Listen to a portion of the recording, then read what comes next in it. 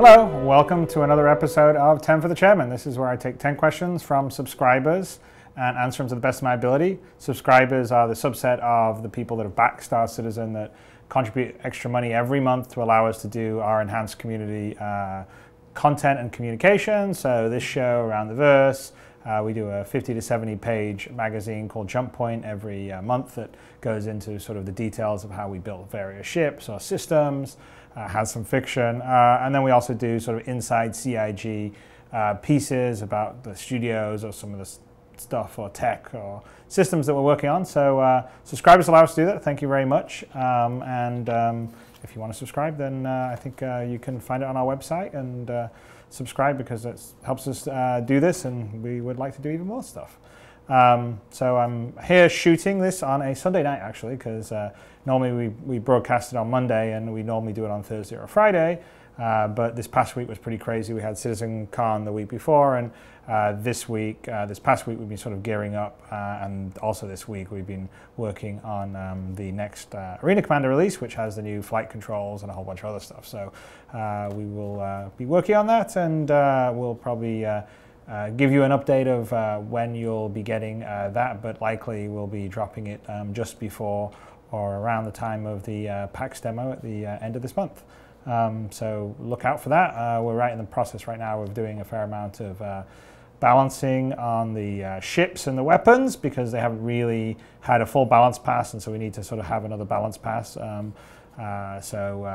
I think hopefully that will help out some stuff, polish a few things, work on the control and HUD stuff. I think I'm hoping a lot of you will like some of the stuff we've done. I think it plays much better for me. And just for the record, because I do see on the forums that everyone thinks everyone here uses mouse and keyboard. I don't use mouse and keyboard. That's not how I like to fly. I've always flown with either a joystick or a gamepad. And there's a bunch of people here that's what they fly with, and then there's some people obviously fly with mouse and keyboard. And so I'm not particularly interested in only having a system that can't compete with other people. So anyway, I think you will hopefully people will be happy. I mean, the idea is that we use all kinds of control inputs and interfaces for the game. We don't want to like GIMP one just because other people think it's unfair next to the other ones, but we want to make every one of the control inputs and devices work as well as possible with our systems, and create some extra systems to sort of help or enhance control inputs that maybe don't have quite as much inputs as some of the other ones, or quite as much precision. So anyway, I think you'll like it. I think it works quite well. We've been actually having a lot of fun playing with it, and we'll continue to tweak and balance it this week in preparation for giving it to you guys towards the end of next week. So anyway, there you go. That's the update on our current progress, and I will get to the questions now. So the first one comes from Brother Maynard, who asks, will we be able to watch planet-side weather effects from space, or will the planets be static art when viewed from space? That's actually quite a good one. We haven't actually had a discussion about that. What we've been have a plan for is what we call sort of a planet render element. So in CryEngine, generally things that are rendered inside the engine are done via what's called a render element. So a common one would be sort of the geometry render element, which is what's used to render most of the stuff that you see, and that would use basically a list of vertexes, which create the triangles and the polygons, and then it renders them with the materials and all the rest of the stuff. But there's other render elements. So for instance, the shield that you see when you hit another ship, that's actually a whole separate render element. Things like the water would be a render element, or the terrain would be another render element, or some primitives like a sphere or a pyramid or a cube. There'll be render elements. So what we've actually been talking about is sort of building a kind of like high-level render element, which is a sort of a planetary render element, when it's essentially would render a spherical object, and then as you got really close, it would scale it, because one of the big problems with planets is they're huge in scope and size. So generally, you don't normally want to build a object or a sphere that's quite that big. So you need sort of some custom code. So as you get close to it, it sort of tessellates and keeps the curvature in the surface, and sort of handles that sort of dynamically. And then we would plug that in to also be doing the terrain that you would see across the surface of it. That terrain could either be generated by specific design textures where we want to have a specific look for a planet, or would have some level of sort of procedural generation for the look of the surface. We've been sort of looking at some voxel technology for some of that, but we'll need some level of sort of procedural planet generation because we've got so many different planets and moons, and it just wouldn't be practical for us to ship 8K textures for every one of the planets and moons that we would have in the game, because there's literally thousands of them, and that would be a ridiculous amount of textures sitting on everyone's hard drive. So some of those would be sort of built up more procedurally, and then of course you would have that with sort of things like cloud layers, sort of the atmospheric haze, and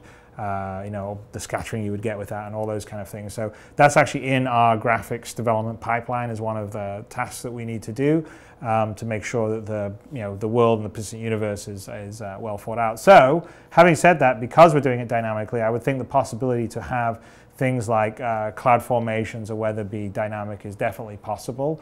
To be honest with you, we haven't really thought about it previous to having this as a question, but I would think that would be something that would be pretty interesting. I mean, we certainly are going to have, whether the planet's in light or not in light, the dark side, not in dark side, and we're planning to have day-night cycles down on the planet environments, as well as sort of weather effects. You're down on a rainy sort of Blade Runner style planet, or you've got a snowy ice planet if you think like Hoth out of Star Wars or something like that. Quite possibly seeing actually effects play out. You certainly would be seeing moving clouds and stuff, because that's already something we kind of do, but I think that's actually something that we probably would look to play around with, because we're essentially doing a lot of that stuff. So anyway, nice question. Next question comes from Jamanda, who asks, in the Persistent Universe demo, I saw a cracked window of Dumper's Depot. You mentioned that the poorer planets might have graffiti and such, but will the planet site environment actively change when the overall prosperity of a planet fluctuates? So the simple answer is yes. All our buildings, our vehicles, our items, and actually our characters too, are being built and structured so that they sort of age. That's something we've talked about a long time ago. And we sort of have these what we call second UV sets in the geometry that allow you to have another blend, what's in CryEngine is called a blend layer of a different texture that gets blended in during the shader process. And so you can do it right now. The various ships that we have, the 300i, the Hornet is actually already set up with that, and you could sit there if you load it up in the editor and slide on the material property from 0 to 1. How much the blend layer comes in, either looks like a brand new pristine ship, or it looks like a really beaten up old weathered ship. So we're building the assets with that, so it's kind of already in the tech, and the idea is that we sort of track the item or the vehicle's use as it's flying around the universe, and as it flies around it gets a bit more beaten and weathered up. As you use it more, it gets a bit more beaten and weathered up. If you land on a planet, you'll be able to go into a repair shop, and they can sort of repair some of it or fix it up, because you also have battle damage. But you'll probably never be able to get up to totally pristine new level, but you'll definitely be able to see someone's ship and sort of see the wear and tear. And the same concept applies to the environment. So we're building those with the ability to scale, and the idea is from the economy drives the look of the, so if it's a new settlement, it all looks kind of brand new. If it's an old decrepit one, it's been sort of rusty and aged down. And also you'll have a city, if it's growing and prosperous, it'll tend to be clean and sparkling and new. But if it's sort of falling on hard times and people are unemployed and there's a lot of crime, it'll go the other way and be sort of unkept and dirty, and you'll start to see graffiti. So you literally could have a case where you would like visit a planet, say in the early part of the game, and then you would come back to it 6 months later, a year later, and that area in space hasn't been doing particularly well, and you'll see it more run down. And that's 100% in the design of the Persistent Universe. It's 100% in the economy. And so one of the things that the team in Austin's working on is the ability to sort of build the representation. They feed off the economy meta simulation that we have going on, and that gives variables into, say, the planet side, which says, okay, well, this is your state of prosperity. This is are you doing well? Is it high crime, low crime? All those things, and all those are fed in when the city gets rendered out, and that affects the city itself, because cities themselves are going to sort of grow and contract over time, or settlements will, depending on the prosperity and all the rest of the stuff. So the whole idea is to have a very sort of real living universe, and I think once it's all in, it should be pretty cool, because most of the online games that I've played don't sort of seem to have a persistence or age to that kind of stuff, and that's something I've always wanted. That's why we have the whole mechanic of sort of the death of a spaceman, and the idea of you can only take so much damage before your character dies, and then you pass on to the next of kin. So the whole idea is time goes on, stuff happens, things grow, things fall on hard times, people live, they die, and so on. So it should be pretty cool. All right. Next question comes from the amazing Flight Lizard, who asks, I was wondering if ships that have torpedoes and other guided weapons, if one of the crew positions will be able to guide those weapons to an enemy ship manually. So we're definitely talking, we already have a design for one of the missile types to be a guided missile type, and on the bigger ships, there definitely would be a station where that would be sort of the, I don't know what you want to call it, the weapons crewman or the missile crewman. That would be one of the roles you could do. So, in a smaller ship, a lot of the roles, a lot of the controls and aspects can be controlled from one seat, but on bigger ships they get spread around between different seats on the command deck, and that would definitely be something we do because it's part of our missile design. So that's a pretty short answer from me. Next one comes from Firelance X, who asks, is there a compelling reason to land planetside in the 85X instead of the 890, particularly since the 85X can't carry cargo and the 890 can land in atmosphere? What's more, while the 890 is left in orbit, what happens to it? Is it still in an instance? Can it be spacejacked, pirated, destroyed, or otherwise bothered? Well, okay, so that's a fairly interesting question. I mean, I think in general, so this is one that we haven't definitely thought out, but in general, because we would normally expect you to take your ship down and land it on the planet, but I would think there shouldn't be a reason why you couldn't leave in the 85X and land down on the planet, leave the 890 in orbit. I would say that the 890 would be in the orbit. If you had friends or NPCs on it, it would still operate and be in that instance. If it gets attacked, they would defend it or whatever. When you're down on the planet with the 85X, you're down on the planet, you would go back up there, and hopefully the 890 is back in orbit when you've left it there.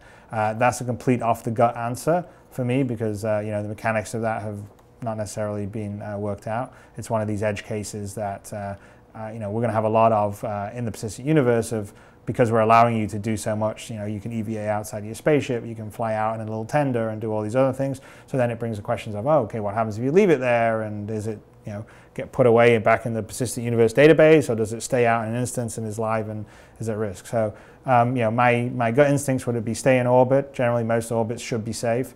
If it wasn't and no one was on it, then potentially it could get jacked, or if the NPC crew don't fire it off, or if you don't have any NPC crew and you just left it alone, well, that would be kind of one of the things that could happen. But that's my current answer for that. So, all right, next question comes from Neo Onyx 13, who asks, will there be variants of the Mobi-Glass interface for our characters complete with upgrades and options? Yes. So the idea with the Mobi-Glass is, think of it, I don't know, like Android and iOS. It's sort of common operating system. We're going to have different apps you'll be able to load onto your Mobi-Glass, and I want to have different manufacturers. So like the Mobi-Glass sort of interface you would have in Squadron 42 would be sort of a stripped down military utilitarian one, whereas in the persistent universe you would have a more sort of full-featured functional one, and there probably will be different levels of one with more sophistication and all the rest of the stuff. So that is the goal. So they would have different skins and some different functionality, and like I said, you can load up different apps on your Mobi-Glass just like you can on iPhones or Androids or Windows phones. Okay, next question comes from Drum, who asks, if you are out in the verse and die while EVAing, what happens to the ship? Does it become salvageable? Does it pop back in your hangar? Well, I would say if you're out in the verse and you die while you're EVAing, your ship would be hanging out in that instance, and if someone's in that instance, they could probably take it, they could salvage it, do something to it, and then when you respawn on a planet, because you've been someone's come out and rescued you and taken you back, and you've been fixed up in a med bay, essentially it would most likely be an insurance claim, assuming your ship has valid insurance, which most of them would, because it would have been sort of lost in space. I think the ship would persist, so like for instance, if you died when you're EVAing and there's a friend of yours nearby, they could come and get your body or take your ship and take it back, and there probably would be a benefit or a bonus for that in terms of maybe not losing a life, or not affecting your future premiums or something, which we haven't particularly worked out on the insurance stuff, but there should be some game mechanic to encourage your friends or people that are running sort of rescue and recovery services to engage in the mechanic of saving people out in space rather than letting them just respawn. So that's something we kind of on a game design side are quite keen on figuring out, because we think it will add really cool gameplay. But the exact implementation, how we will reward or what the benefits of doing that, I haven't fully worked out. So I can foresee hundreds of forum posts saying insurance premiums are going up, rage, and so that was just an offhanded comment in terms of how one way that you could give a benefit. But anyway, the idea is that we would want to encourage people to sort of perform rescue and recovery for their friends or whatever. So we'll figure out how to do that as a mechanic, and that would be obviously one of the cases if you're dying while you're EVAing. And then if not, like I said, you would sort of wake on the nearest friendly planet that you last were on, and if you don't have your ship back, then that would be an insurance claim, and you would get a replacement ship, but of course you would have lost any cargo you had or special modifications you did. Okay, next question comes from Captain Abel, who asks, will repair bots take care of all damage, or will there be times that components are so damaged they will have to be replaced? No, repair bots will not take care of all damage. There will definitely be times that components are so damaged they will have to be replaced. There will also be any sort of repairs or repair bots you have in space will mostly be around sort of patching up the damage, so you'll never be able to get your piece of equipment or ship back to full, whatever you want to call it, health, hit points. You'll have to sort of take that down to planet side or sort of space dock to get the proper repair set up. I think we have one of the ships that we're thinking about doing is a sort of full repair ship, and that full repair ship probably would be able to repair stuff fully in space. But outside of that, sort of the repair bot you would have would be sort of patch it up to keep it working until you can land on the planet to fix it properly kind of setup.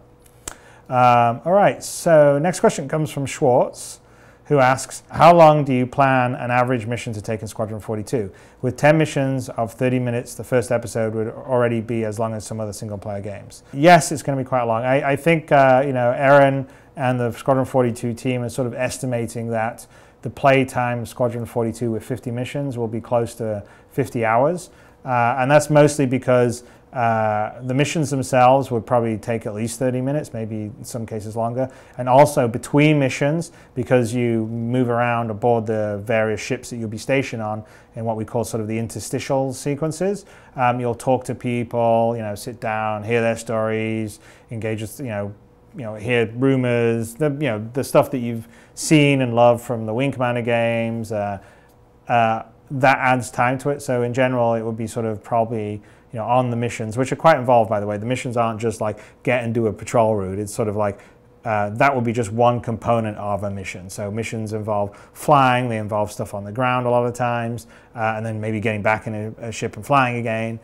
So the 10 missions in the first episode could arguably be equivalent to 20 plus missions in an old school Wing Commander game. So there's a huge amount of content. The team over in the UK, Foundry 42, are completely determined to knock it out of the park and doing an awesome job. So I think in terms of scale and scope and ambition, it'll be able to go head to head with any AAA sort of narrative game, period.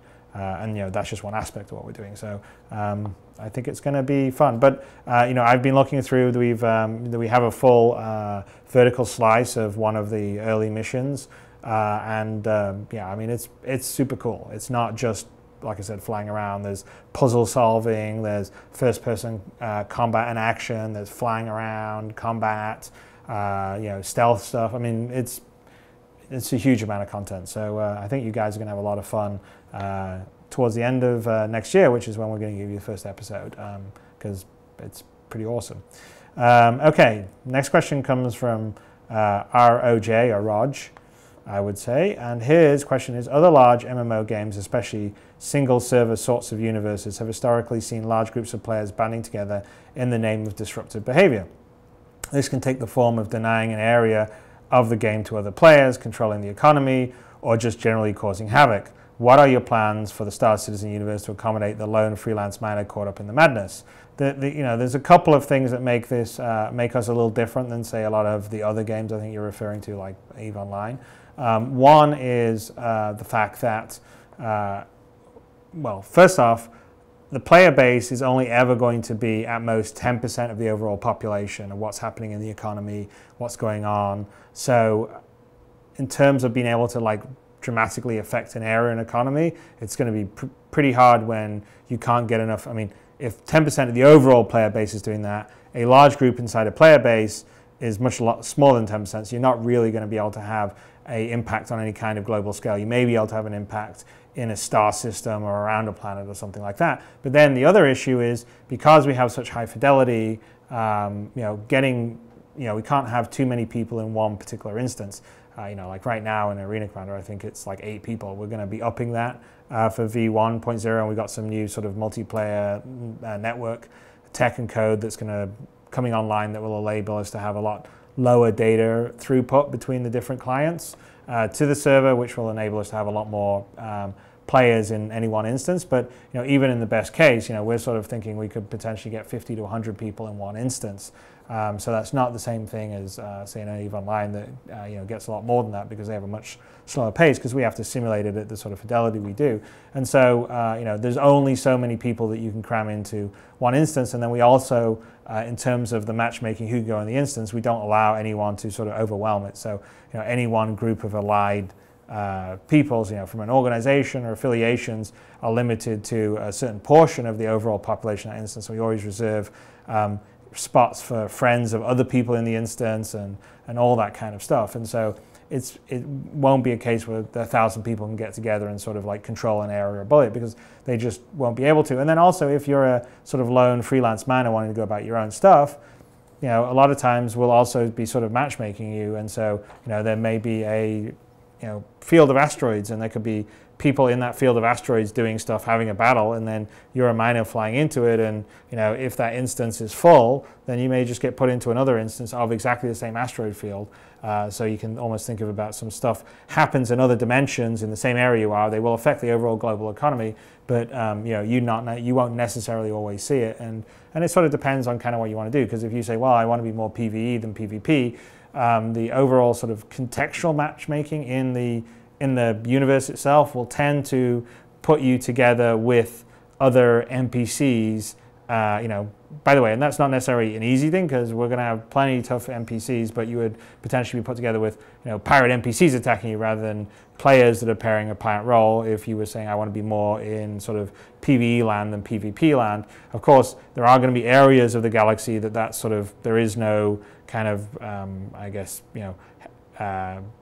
hand-holding, if you want to call it, or whatever you want to call it, in the sort of totally outer ranges of the galaxy where there's no law and order.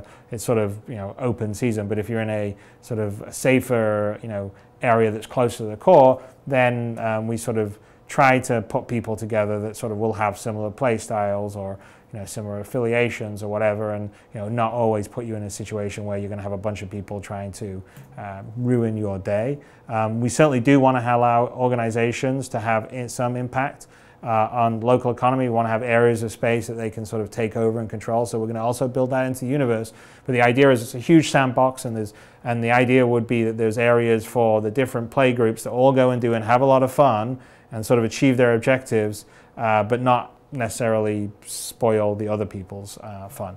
I know everyone thinks I'm an ideal dreamer, but that's my goal that's my goal. We'll see what happens. I don't know. I've got a good feeling about it, but I could be completely delusional and crazy. We'll see. I'm sure I'll hear from you guys on the forums. Okay, the last question comes from the White Knight, which is, I guess, a cool name, especially since I just mentioned the forums. But will there be specific missions related to being in prison? Will there be entire prison planets, or at least prison space stations? So that's a great question. I actually had this very specific discussion with Tony Zurovec a couple of months ago, because we've been sort of fleshing out in the persistent universe sort of the things that we want to do to make the actual persistent universe side of it more visceral and real outside of just flying around in space. Because typically privateer or freelancer are more about the action happens in space and then you just go down onto the planet, and the planet in essence is sort of really a glorified sort of shopping interface. Where you go down and you can buy and sell stuff, you can get missions. So it's a shopping and mission interface. And it just happens to be rendered in 3D and look kind of cool to sort of make you feel like you're there. But they're not really alive. It's not like you can go down a dark alley and get mugged to do all this other stuff. And part of the beauty of the way we're building this is everything is basically, it's a first-person engine. And we can simulate everything on the first-person level, and we just have a high level of like vehicle simulation, which is essentially the spaceships you fly around in. It means that down on the planets, we can do all sorts of things like combat and sort of action, adventure, and intrigue, and all this kind of stuff that you could do in an FPS game. But of course, we don't really want to make down on the planets a full sort of FPS PvP experience, because that may not necessarily be fun for people. But it certainly would be fun, in my opinion anyway, is that as you get down onto planets, there are NPCs that you can interact in. Like if you're on a sort of pirate sort of world or planet, you get down and you've got a tip off that if you go back down this back door down this alleyway, that you can get a special mission, and as you go down there, two guys try to mug you, and then you pull out your blaster and take them out Han Solo style. I think that's going to be completely cool. And so we're talking about sort of building in those kind of encounters where you would have encounters with NPCs, so basically PvE down sort of in the environments to sort of add some life. Like if you go to investigate a derelict wreck, maybe there's some NPC pirates that are using that as bait to attack you, and they'll be in the wreck and jump out and start shooting you, or there could be some crazy looking alien creature there or whatever.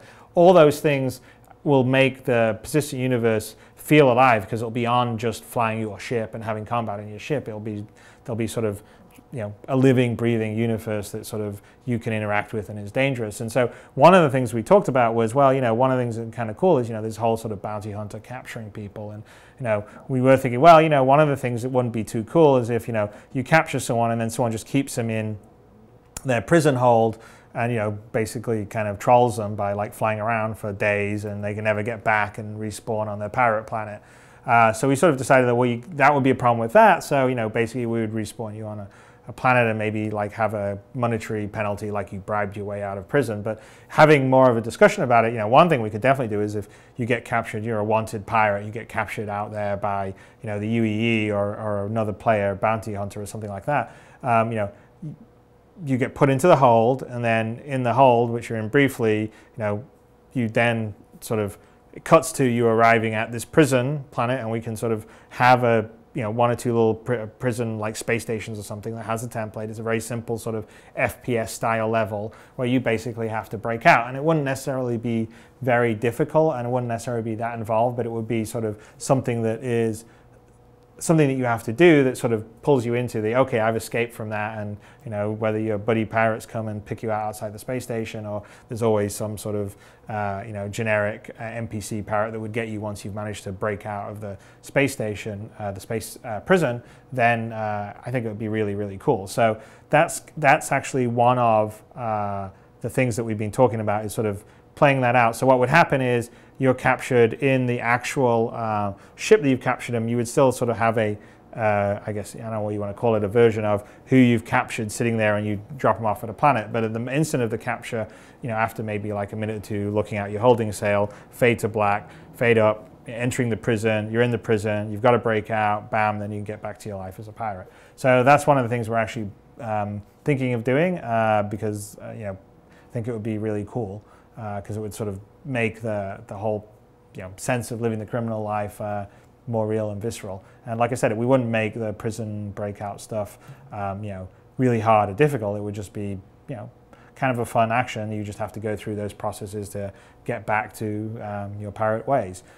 So there definitely would be prison space stations, and we probably would have a prison planet and stuff, and that'd be kind of a gameplay, and that's an exact example of some really cool PvE gameplay that we can do with the system we've got, because it's a fully fledged first-person game, and those are exactly the kind of things that we want to do to make this persistent universe really livable and breathable. And this is exactly the kind of thing, because you guys have backed us to the level you have and continue to level back to, that we can do this kind of stuff, because we couldn't have done what I just talked about if we were back in, you know, what I thought, you know, the minimum that I thought we needed to make this game would not have a lot of this kind of extra feature stuff that we're planning on doing. And as I've said many times before, that just because we're doing it doesn't mean that would hold up you getting the more basic parts of the game first. All right, that gets us to the end of 10 for the Chairman. I've probably rambled on quite a bit here. I hope you guys enjoyed it. I'd like to thank everybody that's backed the game because it allows us to be making the game of our dreams and hopefully the game of your guys' dreams. And everyone that's a subscriber, thank you very much, because it's allowing us to do this sort of stuff. And I will, well, I'll speak to you next week, and then after that it will be PAX Australia, and I hope you guys will tune in. We'll live stream it, or the people that are actually in Australia that come to the event. It's going to be really cool, and the FPS stuff, which we haven't really shown, is shaping up really nicely. So I think hopefully people will like it. And again, that's, you know, that's early days, and so it's going to be even cooler and more sophisticated. But already, I think it's going to be cool. We got some mechanics and stuff that we're doing that you don't normally get in an FPS game. So I think people will like it. So till next week, bye.